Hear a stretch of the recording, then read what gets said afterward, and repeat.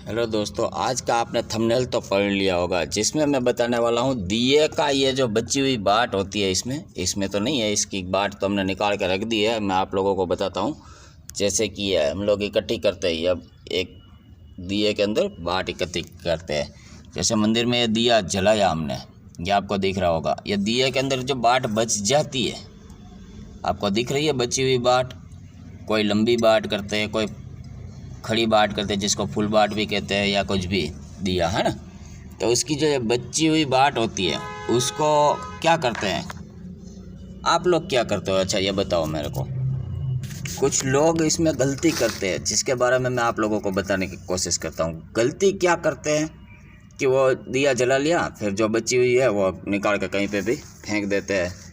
या तो कुछ लोग समझदार होते हैं तो वो मतलब अच्छी जगह पे पेड़ पौधों के नीचे डालते रहते हैं, और कुछ लोगों को नॉलेज नहीं है तो वो उसे ऐसे ही डाल देते हैं। लेकिन इसका मतलब क्या हुआ? ये तो आप बहुत बड़ी गलती करते हो मेरे हिसाब से, हैं? मंदिर तो हमारे घर में सबके मंदिर होता है। ये मंदिर मैंने आपको पहले भी एक वीडियो में बताया था। इसके लिए मैंने आप लोगों को बात भी करी थी कि इसकी दीवारें ख़राब हो रही है और मंदिर पूरी तरह से कचरे के ढेर की तरह बन चुका है। देखिए यहाँ पे इधर उधर कचरा भी पड़ा हुआ है, जिसको हम लोग सफाई करा के इसको सही कराने की कोशिश करेंगे इस मंदिर को। तो इसका काम हम लोगों ने स्टार्ट कर दिया है, जो काम कल से स्टार्ट हो जाएगा, कारीगर आ जाएंगे। आज का हमारा टॉपिक ये नहीं है अपनी कोई बड़ी बात करना या तो फिर मंदिर के बारे में बताना, ये मेरा टॉपिक नहीं है। आज का मेरा टॉपिक ये है कि दिए में जो बाट बच जाती है,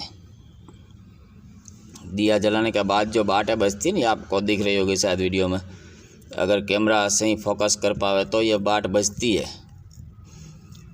इसको क्या करते हैं भाई, और हमने भगवान को दिया जलाया, एक अच्छे से दिया जलाया, तो उसका मतलब हुआ कि हमारी श्रद्धा विश्वास और भावनाएं उसके साथ जुड़ चुकी है और दैवीय शक्ति दियों में आती है। कई बार आप लोगों ने देखा होगा कि हम हल्का सा घी या तेल का जो भी दीपक जलाते हैं, उसके अंदर क्या होता है कि मान लो कोई 4 घंटा 5 घंटा या फिर 10 घंटा तक वो दिया चलता है। क्यों चलता है? हमने जबकि घी तो इतना सा ही डाला था। वो देवीय शक्ति से, परलौकिक ताकतों से ये सब संभव है। तो उसे हम चमत्कार भी कह सकते हैं, परलौकिक ताकत भी कह सकते हैं। और जहाँ पे मेरा तो यह मानना है और बहुत से इंसानों का मानना है, जहाँ पे साइंस की समझ ख़त्म हो जाए और जहाँ पे चमत्कार हो है, जहाँ पे साइंस की समझ ख़त्म हो जाए और उसके ऊपर भी कोई काम हो, उसको ही तो हम चमत्कार कहते हैं, उसको तो हम देवी देवताओं की ताकत कहते हैं, उसकी शक्तियाँ कहते हैं, है ना।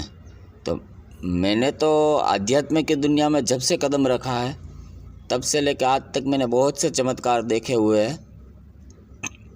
अगर मैं आप लोगों को कहूँगा तो आप लोगों को विश्वास नहीं आएगा, लेकिन मैं फिर भी आप लोगों को आज दिए की बात बताता हूँ। इस दियों को मैं करना क्या है, इसमें देवीय शक्ति आ जाती है। कभी कभी आपने देखा होगा दिए के ऊपर फूल जम जाता है, कभी कभी कुछ भी नहीं होता फिर भी दिया अपने आप चलता रहता है, कभी कभी तो पूरी रात चल जाता है। आप इस दिए को देखिए, ये दिया ये मंदिर में काफ़ी टाइम से, इसकी हालत देख के आप लोगों को पता चल रहा होगा कि ये दिया मंदिर में काफ़ी टाइम से है, बहुत टाइम से। और इसके ऊपर का भी, क्योंकि यहाँ कोई ध्यान रखने वाला नहीं तो ऐसे तो हो जाता है, ये तो बहुत नॉर्मल सी बात है। इसके अंदर एक बार आप मान लो कितना घी डाल सकते हो, पूरा भर दोगे। इसके अंदर दिया एक बार 3 दिन तक लगातार चलता रहा, दिन रात। इसी को तो चमत्कार कहते हैं, इसी को तो देवीय शक्ति कहते हैं, है ना। तो दोस्तों हमें करना क्या है, हम लोगों को जो ये बच जाता है ना दिया का, जो ये कचरा कहते हो या फिर बाट बची हुई जली तक की थोड़ी बहुत भी बच जाती है, उसका करना क्या है। ये देखिए ये हालत हो रही है मंदिर में सफाई करने वाले मोर पंखों की, ये हालत हो रही है। देखो, ऐसा जब मैं देखता हूँ तो मेरा चीज़ खींचता है, मेरे को मतलब बहुत दुख होता है, बहुत तकलीफ़ होता है कि मंदिरों के पास ऐसी हालत। ये देखो ये दिया की हालत देखो, है ना। मंदिरों की हालत अच्छी होनी चाहिए, क्योंकि ये हमारे श्रद्धा और विश्वास का वो है, जहाँ पे हम अपने मन की मुराद मांगने आते हैं, उसी भगवान की अगर हम थोड़ी सी भी रख रखाव नहीं कर सकते। ये देखो ये कछुआ की क्या हालत है, इसको न तो किसी ने साफ करा है बहुत से। आज मैं वीडियो में सिर्फ आप लोगों को बताने के लिए बता रहा हूँ इसकी। और ये जो धूल मिट्टी या कचरा सब आपको दिख रहा है, मैं उसके बाद वीडियो बनाने के बाद साफ़ कर दूंगा, क्योंकि मैं आप लोगों को दिखाना चाहता हूँ अगर इसी अवस्था में आपके घर के आसपास भी कोई मंदिर है तो हो सके आपके पास वक्त हो तो उसकी सफाई करिए, रख रखाव करिए, ध्यान रखिए, है ना। अगर मान लो कि ये भी हमारे अपने ही है, हम भगवान पे विश्वास करते हैं, भरोसा करते हैं, उससे मांगते हैं, मांग लिया मतलब ख़त्म, हम निकल गए, इससे क्या मतलब है। हमें भी तो उसकी थोड़ी बहुत सेवा करनी पड़ती है।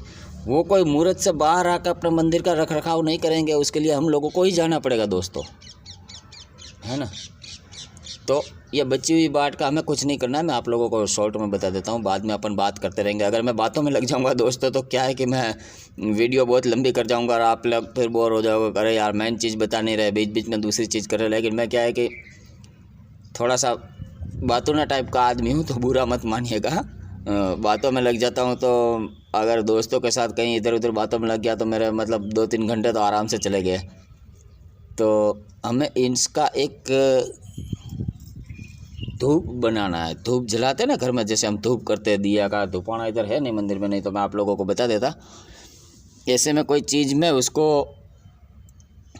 डाल के, हो सके तो गाय के गोबर के उपले सबसे बेस्ट है, सबसे पवित्र और बेस्ट है। उसको जलाइए और उसका जो अंगारा बचता है ना, अंगारा बचता है उसके ऊपर ये बची हुई बाट को डाल दीजिए। और फिर उससे क्या है कि जो धूप निकले वो पूरे घर में घुमाइए उसको, वो इतना काम करेगा अपने। मैं ये नहीं बताता हूँ कि किसी भी मंदिर में जाकर वहाँ से बाटें इकट्ठी करना, यह मत समझना दोस्तों। अपने घर के मंदिर की बात कर रहा हूँ। अपने घर के मंदिर में 1 दीपक जलाते हैं, कभी कोई 2 दीपक जलाते हैं, कोई 3 दीपक जलाते हैं, जितने देवी देवता होते हैं अलग अलग दीपक जलाते हैं, कोई एक में ही जला देते हैं 4-5 दीपक। उस बातों की बात कर रहा हूँ मैं। मंदिरों में तो अलग बात हो गई, या अपने घर के दीपक की बात कर रहा हूँ। अपने घर में जो मंदिर होता है उसकी बात हो रही है यहाँ पे। उसका धूप अपने पूरे घर में घुमाना है, हर कोने कोने में। इससे होगा ये कि हमारे घर में आने वाली नेगेटिव ऊर्जा दूर होगी, असमय खर्च आना बंद हो जाएगा, घर में बीमारियां जो बारंबार आती है वो दूर हो जाएगी, घर में होने वाले ग्रह कलेश भी दूर हो जाएंगे। ये जो बाट का धूप है उसमें इतनी सारी ताकत है दोस्तों, और बहुत सारी चीज़ें हैं जो मेरे को याद नहीं आ रही अभी। मैं आप लोगों को क्या बताऊं यार, मैंने आपको शायद बता दिया। गृह क्लेश दूर हो जाएगा, मतलब पति पत्नी का, बेटे पिता का, माँ बेटी का, जो भी गृह क्लेश होता है भाइयों भाइयों का, वो दूर हो जाएगा, बीमारियां दूर हो जाएगी। और जो हमें पैसे आते हैं लेकिन टिकते नहीं, ये एक मेन प्रॉब्लम है। बहुत से लोगों के साथ ये प्रॉब्लम जुड़ी हुई है। जैसे कि मेरे पास आने वाले मेरे भक्त के पास भी ऐसी प्रॉब्लम थी। वो बता रहा था, गुरुजी यार पैसे तो मैं बहुत कमाता हूँ, लेकिन जब पैसे आने का, पेमेंट का टाइम होता है, या तो फिर जैसे काम धंधा कोई करता है, भले वो ठेकेदार है, लेकिन ठेकेदार में भी तो एक तरह का पेमेंट के टाइम पे ही पेमेंट आएगा ना। ऐसा थोड़ा ही है कि रोज़ का रोज़ पैसा आएगा, ऐसा नहीं आएगा। ठेकेदार का भी टाइम पे, पेमेंट के टाइम पे आता है। बोलता है गुरुजी जितना कमाता हूँ उससे ज़्यादा ही कुछ खर्च मेरे पास आ जाता है, न जाने कहाँ से आता है। तो ये हमारी छोटी छोटी गलतियों से आता है। हम जो ये गलतियाँ करते हैं ना, उससे आता है। इसीलिए मैं आप लोगों को ये वीडियो समझाने की कोशिश के साथ समझाया। अगर वीडियो थोड़ा सा लंबा हो जाए दोस्तों तो भी आप लोगों को माइंड नहीं करना है, क्योंकि अच्छी जानकारी आराम से और अच्छे से दी जाए तो हम लोगों को याद रहता है ना। स्कूल में आप जाओ पढ़ाई करने तो आपको 1 से लेके 10 क्लास, 11 क्लास, 12 क्लास, ऐसे स्टेप बाय स्टेप चढ़ाते हैं ना। क्या डायरेक्ट कॉलेज में कोई पहुंच जाता है बच्चा? अगर कोई बड़ा हो गया, मान लो पढ़ाई करे ही नहीं 1 से, डायरेक्ट उसको कॉलेज में डाल दोगे तो क्या पढ़ाई करेगा, क्या समझेगा, क्या आएगा उसको?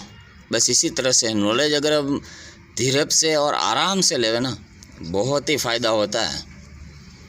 तो दोस्तों, वीडियो में दी गई जानकारी आप लोगों को अच्छी लगी हो तो वीडियो को लाइक करना है, और चैनल पर पहली बार आए हो तो चैनल को सब्सक्राइब करके हम लोगों को भी थोड़ा सा मोटिवेट करना है ना दोस्तों, ये बिल्कुल मत भूलिएगा। और अगर आपको कोई सवाल हो तो आप मुझे कमेंट कर सकते हो, मैं हर कमेंट का जवाब देने की कोशिश करूँगा। और अगर आपका कमेंट ऐसा है कि भाई जिसके माध्यम से बहुत से इंसानों को फ़ायदा मिल सकता है, तो उसके ऊपर मैं एक वीडियो बना के भी डालने की कोशिश करूँगा, ताकि और लोगों के पास जाए ये नॉलेज, ये जानकारी, और बहुत से लोगों का भला हो जाए।